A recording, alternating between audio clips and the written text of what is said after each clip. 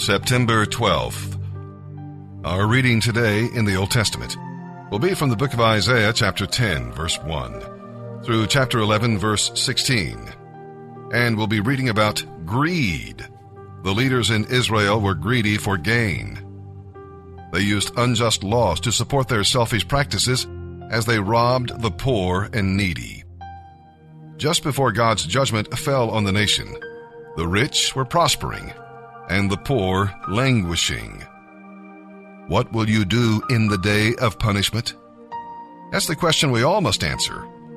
What good is all your wealth if you're not prepared to meet God? And we'll also read about pride. In his wonderful chapter-by-chapter Bible commentary, Warren Wiersbe says, Assyria was God's tool for punishing Israel, but the tool cannot boast about what it does. Assyria was proud of its conquests. So God had to humble its people and judge them for their evil deeds. The army would vanish like trees in a forest fire. Nineveh, the capital of Assyria, was conquered by Babylon in 612 BC. Nations may boast, but God has the last word. And we'll read about hope. In His grace, God saved a remnant and permitted them to return to the land. God also promised Judah that Assyria would not capture Jerusalem. The tall, proud tree of Assyria would be cut down to size. Even in the midst of wrath, God gives His people hope. And with that, let's begin our reading today in the Old Testament.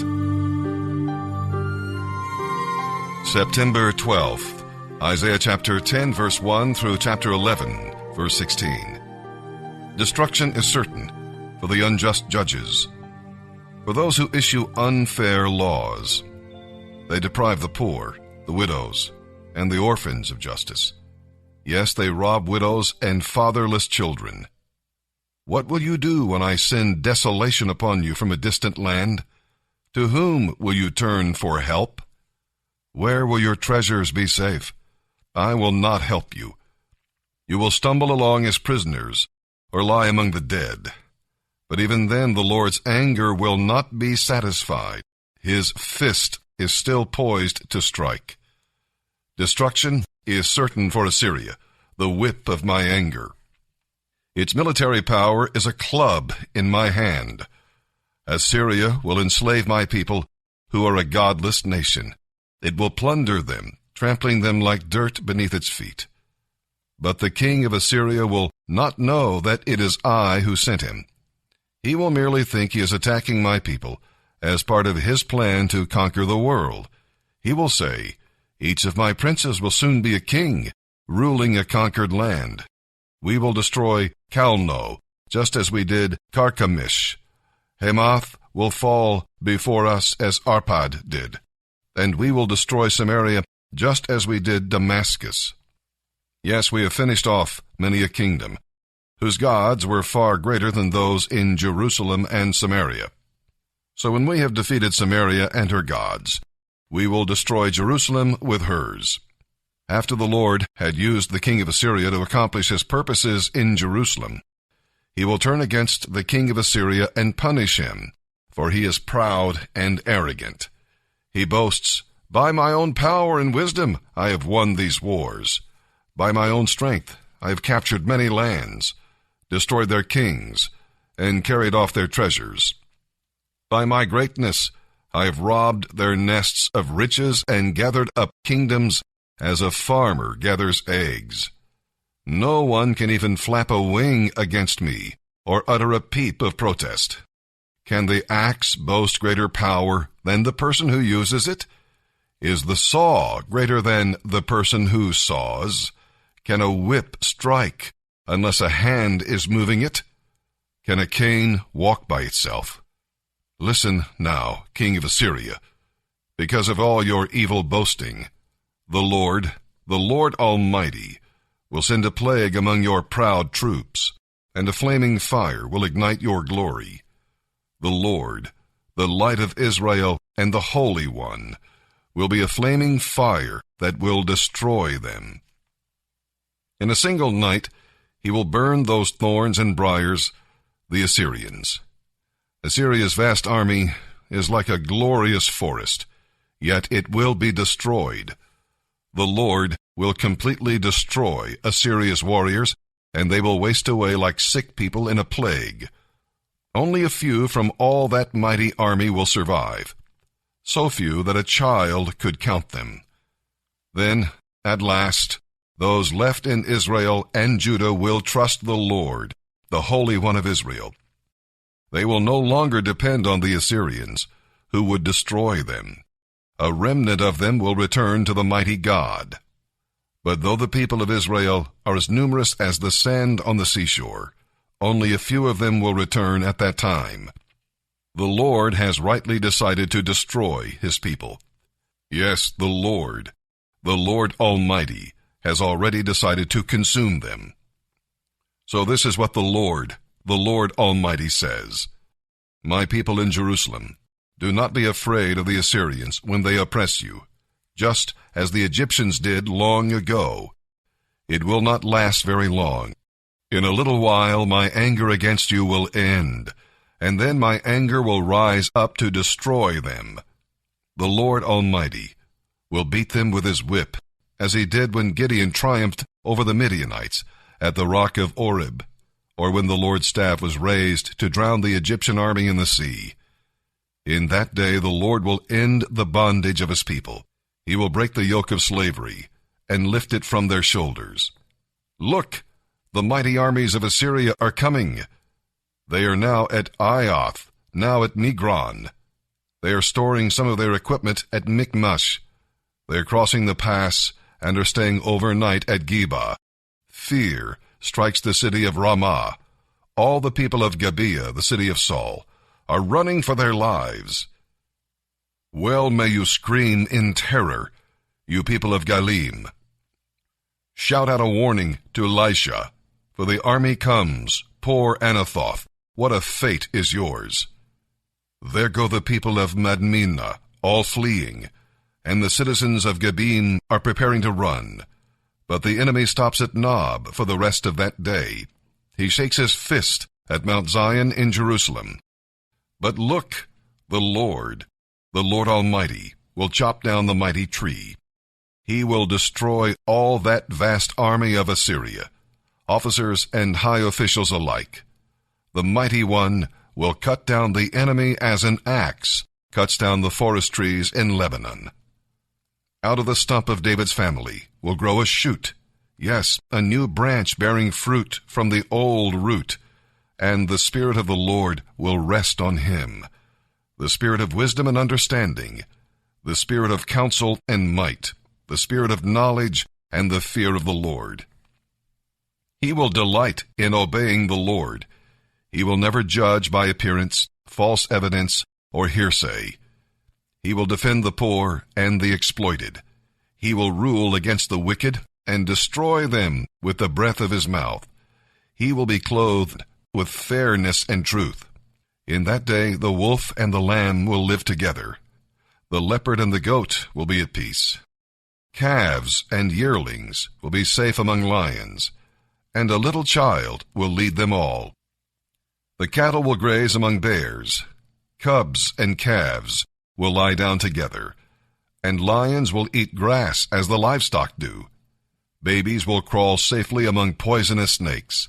Yes, a little child will put its hand in a nest of deadly snakes and pull it out unharmed. Nothing will hurt or destroy in all my holy mountain. And as the waters fill the sea, so the earth will be filled with people who know the Lord. In that day, the heir to David's throne will be a banner of salvation to all the world. The nations will rally to him. For the land where he lives will be a glorious place. In that day, the Lord will bring back a remnant of his people for the second time, returning them to the land of Israel from Assyria, Lower Egypt, Upper Egypt, Ethiopia, Elam, Babylonia, Hamath, and all the distant coastlands. He will raise a flag among the nations for Israel to rally around. He will gather the scattered people of Judah from the ends of the earth. Then, at last, The jealousy between Israel and Judah will end. They will not fight against each other anymore. They will join forces to swoop down on Philistia to the west. Together they will attack and plunder the nations to the east. They will occupy all the lands of Edom, Moab, and Ammon. The Lord will make a dry path through the Red Sea. He will wave his hand over the Euphrates River, sending a mighty wind to divide it into 7 streams that can easily be crossed. He will make a highway from Assyria for the remnant there, just as he did for Israel long ago when they returned from Egypt.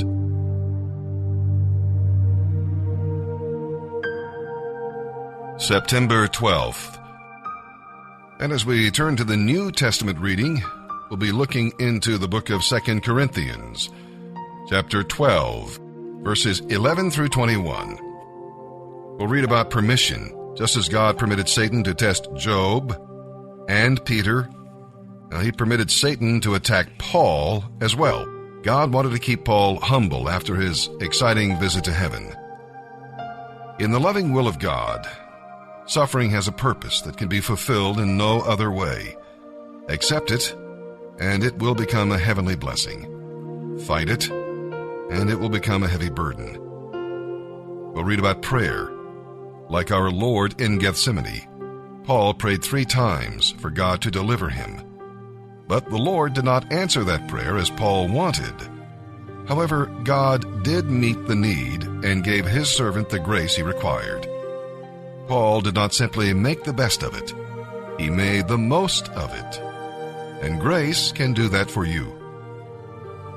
And then there is perplexity. Paul was concerned more about the sins of the saints than about his own physical problems. Like a loving father, he wanted to go to Corinth and enjoy his dear children, but they were forcing him to discipline them. Yet even discipline is an evidence of love. And with that, let's begin our reading today in the New Testament. September 12th, 2 Corinthians chapter 12, verses 11 through 21.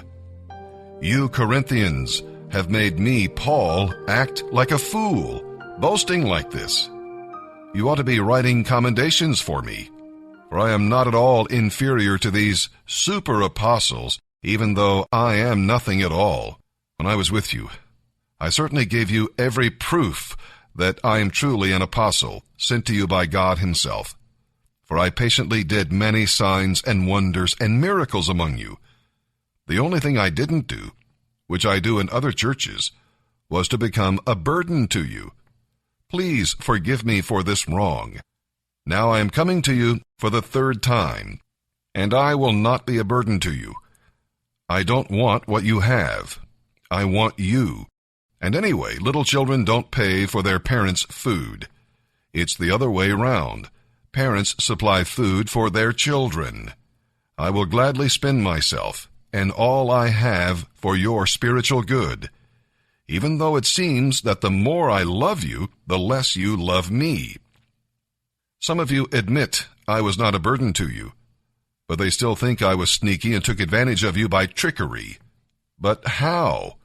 Did any of the men I sent to you take advantage of you? When I urged Titus to visit you and sent our brother with him, did Titus take advantage of you? No, of course not. For we both have the same spirit and walk in each other's steps, doing things the same way. Perhaps you think we are saying all this just to defend ourselves. That isn't it at all. We tell you this as Christ's servants, and we know that God is listening. Everything we do, dear friends, is for your benefit. For I am afraid that when I come to visit you, I won't like what I find, and then you won't like my response. I am afraid that I will find quarreling, jealousy, outbursts of anger, selfishness, backstabbing, gossip, conceit, and disorderly behavior. Yes, I am afraid that when I come, God will humble me again because of you, and I will have to grieve because many of you who sinned earlier have not repented of your impurity, sexual immorality, and eagerness for lustful pleasure. Psalm 56, verses 1 through 13. David prayed this prayer while he was in danger in enemy country. After God delivered him, he wrote Psalm 34 as an expression of praise. When you're in the midst of trouble, remember these truths about God. One truth is God sees where you are. He has not lost track of you. David should not have been in Gath to begin with, but the Lord was gracious to go with him and help him. God understands your situation far better than you do, and God knows how you feel. He not only knows your tears, but he records them and retains them. Why? So that one day he may transform them into gems of glory and joy. No tears are ever wasted when you follow him. And God hears when you call. Terrors and tears must be handled with trust. But be sure your motive is not just deliverance. He delivers us that we might delight in him and serve him. The highest purpose of prayer is the glory of God. Psalm 56, verses 1 through 13. For the choir director, a psalm of David, regarding the time the Philistines seized him in Gath, to be sung to the tune, Dove on Distant Oaks. O God, have mercy on me. The enemy troops press in on me. My foes attack me all day long. My slanderers hound me constantly, and many are boldly attacking me. But when I am afraid, I put my trust in you. O God, I praise your word. I trust in God. So why should I be afraid? What can mere mortals do to me? They're always twisting what I say. They spend their days plotting ways to harm me. They come together to spy on me, watching my every step, eager to kill me. Don't let them get away with their wickedness. In your anger, O God, throw them to the ground. You keep track of all my sorrows. You have collected all my tears in your bottle. You have recorded each one in your book. On the very day I call to you for help, my enemies will retreat. This I know. God is on my side. O God, I praise your word. Yes, Lord, I praise your word. I trust in God. So why should I be afraid? What can mere mortals do to me? I will fulfill my vows to you, O God, and offer a sacrifice of thanks for your help. For you have rescued me from death. You have kept my feet from slipping. So now I can walk in your presence, O God, in your life-giving light. Proverbs 23, verses 6 through 8. Don't eat with people who are stingy. Don't desire their delicacies. Eat and drink, they say, but they don't mean it. They're always thinking about how much it costs. You will vomit up the delicious food they serve, and you will have to take back your words of appreciation for their kindness.